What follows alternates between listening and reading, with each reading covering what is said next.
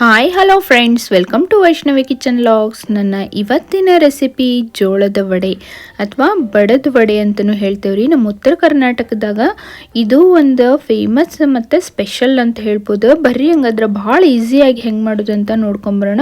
ಅದಕ್ಕಿಂತ ಮುಂಚೆ ಯಾರೆಲ್ಲ ನನ್ನ ಚಾನೆಲ್ಗೆ ಸಬ್ಸ್ಕ್ರೈಬ್ ಮಾಡದೆ ನೋಡ್ತಾ ಇದ್ದೀರೋ ಪ್ಲೀಸ್ ಸಬ್ಸ್ಕ್ರೈಬ್ ಮಾಡ್ಕೊರಿ ಹಾಗೂ ಬೆಲ್ ಐಕನನ್ನು ಪ್ರೆಸ್ ಮಾಡಿ.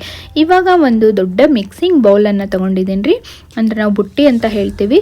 ಇದಕ್ಕೆ ಈಗ 1 ಕಪ್ನಷ್ಟು ನಾನಿಲ್ಲಿ ಜೋಳದ ಹಿಟ್ಟನ್ನು ತೊಗೊಂಡಿನಿ ಮತ್ತು ಅದೇ ಕಪ್ಪಿಂದ ಸೇಮ್ ಗೋಧಿ ಹಿಟ್ಟನ್ನು ತೊಗೊಂಡಿದ್ದೀನಿ ರೀ. 2 ಕೂಡಿ ಜರಡಿ ಹಿಡಿಯತೀನಿ, ಅಂದರೆ ಸಾಣಿಸ್ತಾ ಇದ್ದೀನಿ. ಆಮೇಲೆ ಸ್ವಲ್ಪ ಅದೇ ಸೇಮ್ ಕಪ್ನಲ್ಲಿ 1 ಕಪ್ನಷ್ಟು ಅಕ್ಕಿ ಹಿಟ್ಟನ್ನು ಹಾಕ್ಕೊಳ್ತಾ ಇದ್ದೀನಿ. ಮತ್ತು ಸೇಮ್ ಅದೇ ಕಪ್ಪಲ್ಲಿ ಅರ್ಧ ಕಪ್ನಷ್ಟು ನಾನಿಲ್ಲಿ ಕಡಲೆ ಹಿಟ್ಟನ್ನು ಹಾಕ್ಕೊಳ್ತಾ ಇದ್ದೀನಿ. ಬಜ್ಜಿ ಮಾಡ್ತೀವಲ್ರಿ, ಬಜ್ಜಿ ಎಲ್ಲ ಮಾಡ್ತೀವಿ, ಬಜ್ಜಿ ಮಿರ್ಚಿ ಆ ಹಿಟ್ಟನ್ನು ಹಾಕ್ಕೊಳ್ತಾ ಇದ್ದೀನಿ. ಎಲ್ಲನೂ ಹಾಕಿ ಚೆನ್ನಾಗಿ ಸಾಣಿಸ್ಬೇಕು. ನಾವು ಯಾವುದೇ ಹಿಟ್ಟಿಂದ ರೆಸಿಪಿ ಮಾಡ್ತಾಯಿದ್ರು ಈ ಥರ ಸಾಣಿಸಿನೇ ತಗೋಬೇಕು. ಇಲ್ಲ ಅಂತ ಹೇಳಿದರೆ ಏನಾದರೂ ಇದು ಗಂಟಿದ್ರೆ ಎಲ್ಲ ಚೆನ್ನಾಗಿ ಬಿಡಿಸುತ್ತೆ. ಅದಕ್ಕೋಸ್ಕರ ಇದನ್ನು ಎಲ್ಲ ಚೆನ್ನಾಗಿ ಮಿಕ್ಸ್ ಮಾಡ್ಕೊಳ್ಬೇಕು.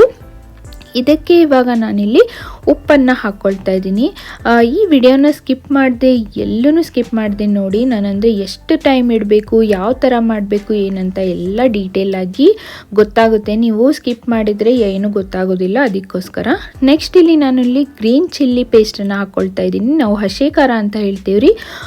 ಇದನ್ನು ನಾವು ಬೆಳ್ಳುಳ್ಳಿ ಮತ್ತು ಕೊತ್ತಂಬರಿ ಸೊಪ್ಪು ಮತ್ತು ಉಪ್ಪು ಎಲ್ಲನೂ ಹಾಕಿ ಮಾಡಿರ್ತೀವಿ. ನೀವು ಬೇಕಂದರೆ ಎಕ್ಸ್ಟ್ರಾ ಇದಕ್ಕೆ ಜೀರಿಗೆ ಪುಡಿಯನ್ನು ಹಾಕ್ಕೊಳ್ಬೋದು ಅಥವಾ ಜೀರಿಗೆನೂ ಹಾಕ್ಕೊಳ್ಬಹುದು. ಇದನ್ನೆಲ್ಲ ಹಾಕಿ ಚೆನ್ನಾಗಿ ಮಿಕ್ಸ್ ಮಾಡ್ಕೊಳ್ಳಿ. ಉಪ್ಪು ಮತ್ತು ಗ್ರೀನ್ ಚಿಲ್ಲಿ ಪೇಸ್ಟು ಜಾಸ್ತಿನೇ ಹಾಕ್ಕೊಳ್ಳಿ. ಗ್ರೀನ್ ಚಿಲ್ಲಿ ಪೇಸ್ಟ್ ಇಲ್ಲ ಅಂತ ಹೇಳಿದರೆ ನೀವು ಹಸಿಮೆಣಸಿನ್ಕಾಯಿ, ಬೆಳ್ಳುಳ್ಳಿ, ಉಪ್ಪು, ಕೊತ್ತಂಬರಿ ಸೊಪ್ಪನ್ನು ಚೆನ್ನಾಗಿ ಜಜ್ಜಿ ಪೇಸ್ಟ್ ಮಾಡಿ ಹಾಕ್ಕೊಳ್ಬಹುದು. ಇದ್ರದ್ದು ಬೇಕಂದರೆ ನಾನು ಡಿಸ್ಕ್ರಿಪ್ಷನ್ನಲ್ಲಿ ಲಿಂಕನ್ನು ಕೊಟ್ಟಿರ್ತೀನಿ, ನೀವು ನೋಡಬಹುದು ಯಾವ ಥರ ಮಾಡ್ಕೊಳ್ಬೋದು ಗ್ರೀನ್ ಚಿಲ್ಲಿ ಪೇಸ್ಟ್ ಅಂತ ಹೇಳಿ ಹಸಿ ಖಾರನ. ಇವಾಗ ಅರಿಶಿಣ ಪುಡಿನ ಹಾಕ್ತಾ ಇದ್ದೀನಿ. ಇವಾಗ ಗ್ರೀನ್ ಚಿಲ್ಲಿ ಪೇಸ್ಟನ್ನು ಮಾಡಿಕೊಂಡಿದ್ದ ಜಾರದಲ್ಲಿ ಸ್ವಲ್ಪ ನೀರನ್ನು ಹಾಕ್ಕೊಳ್ತಾ ಇದ್ದೀನಿ. ವೇಸ್ಟ್ ಮಾಡೋದು ಬೇಡ ಅಂತ ಹೇಳಿ ಸ್ವಲ್ಪ ಜಾಸ್ತಿನೇ ಹಾಕ್ಕೊಳ್ಳಿ. ಖಾರ ಮತ್ತು ಉಪ್ಪನ್ನು ಚೆನ್ನಾಗಿರುತ್ತೆ.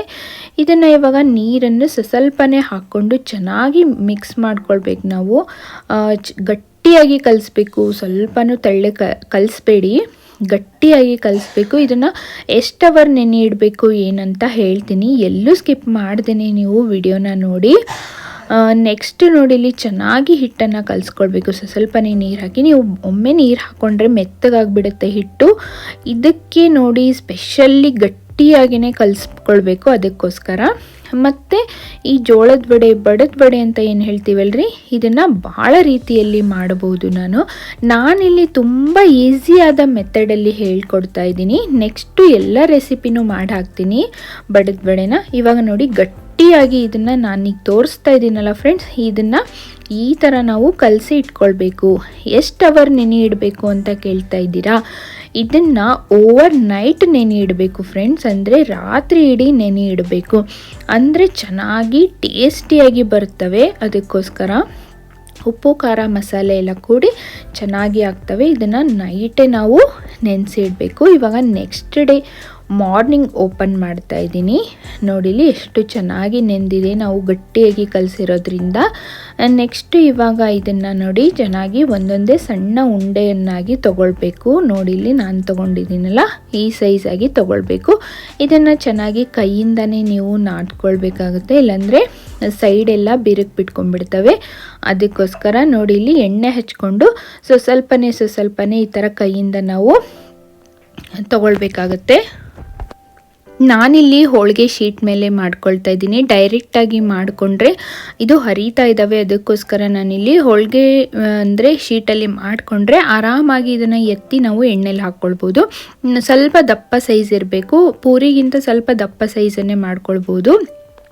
ಹಿಟ್ಟು ತುಂಬ ಗಟ್ಟಿ ಇದ್ದರೆ ನಾವು ಲಟ್ಟಣಿಕೆಯಿಂದ ಲಟ್ಟಿಸ್ಕೊಳ್ಬೋದು. ತುಂಬ ತೆಳ್ಳಗಾದರೆ ಈ ಥರ ನಾವು ಕೈಯಿಂದ ಬಡಿದು ಹಾಕ್ಕೊಳ್ಬೇಕಾಗುತ್ತೆ. ನೋಡಿ ಇಲ್ಲಿ ಕೈಯಿಂದನ ಸ್ಲೋ ಆಗಿ ತಗೊಂಡು ಎಣ್ಣೆ ಕಾದ್ಮೇಲೆ ಎಣ್ಣೆಯಲ್ಲಿ ಒಂದೊಂದಾಗಿ ಬಿಡಬೇಕಾಗುತ್ತೆ. ನೋಡಿ ಸ್ಲೋ ಆಗಿ ಹಾಕ್ಕೊಳ್ಳಿ, ಎಣ್ಣೆ ಕಾದಿರುತ್ತೆ, ಎಣ್ಣೆ ಸಿಡಿಯೋ ಚಾನ್ಸಸ್ ಇರುತ್ತೆ. ಅದಕ್ಕೋಸ್ಕರ ನೋಡಿ ಇಲ್ಲಿ ಎಷ್ಟು ಚೆನ್ನಾಗಿ ಉಬ್ಬಿ ಬರ್ತಾ ಇದೆ.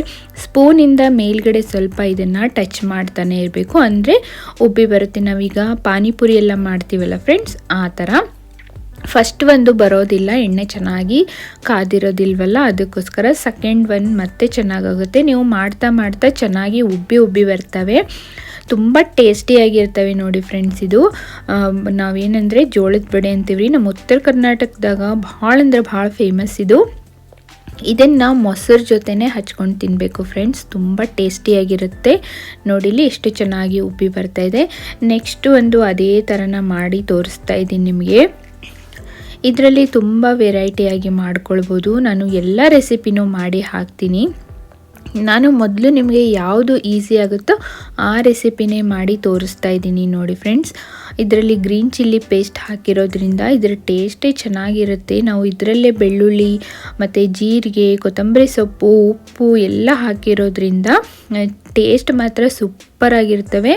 ನೆಕ್ಸ್ಟು ಕೂಡ ಅದೇ ಥರನ ಹಾಕ್ಕೊಳ್ತಾ ಇದ್ದೀನಿ. ಇದು ನೋಡಿ ಅದಕ್ಕಿಂತ ಚೆನ್ನಾಗಿ ಬರುತ್ತೆ, ಮತ್ತು ಮಾಡ್ತಾ ಮಾಡ್ತಾ ಇನ್ನೂ ಚೆನ್ನಾಗಿ ಬರ್ತವೆ. ನಾವು ಮೊದಲು 1-2 ಇದು ಕೆಡಬಹುದು, ಆಮೇಲೆ ನೆಕ್ಸ್ಟು ಮಾಡ್ತಾ ಮಾಡ್ತಾ ಚೆನ್ನಾಗಿ ಬರ್ತವೆ. ನೀವೇ ನೋಡ್ತಾ ಇದ್ದೀರಾ ನೋಡಿ ಇವಾಗ ಎಷ್ಟು ಚೆನ್ನಾಗಿ ಉಬ್ಬಿ ಬರ್ತಾ ಇದೆ ಅಂತ ಹೇಳಿ.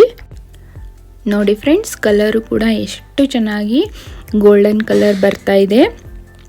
ಈ ಥರ ಆಗಬೇಕಿದು. ನೋಡಿ ಬಡದ ವಡೆ, ಜೋಳದ ವಡೆ ರೆಡಿಯಾಗಿದೆ. ಮೊಸರು ಜೊತೆ ಹಚ್ಕೊಂಡು ತಿಂದರೆ ಸೂಪರ್ ಆಗಿರುತ್ತೆ. ನೀವು ಮಾಡ್ಕೊಳ್ಳಿ, ಹೆಂಗಾಗಿದೆ ಅಂತ ಹೇಳಿ ಕಮೆಂಟ್ಸಲ್ಲಿ ಬರುತ್ತೆ. ಅದನ್ನು ಮರಿಬೇಡಿ.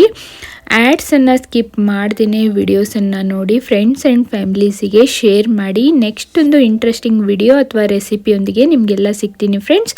ಅಲ್ಲಿವರೆಗೂ ಥ್ಯಾಂಕ್ ಯು ಫಾರ್ ವಾಚಿಂಗ್.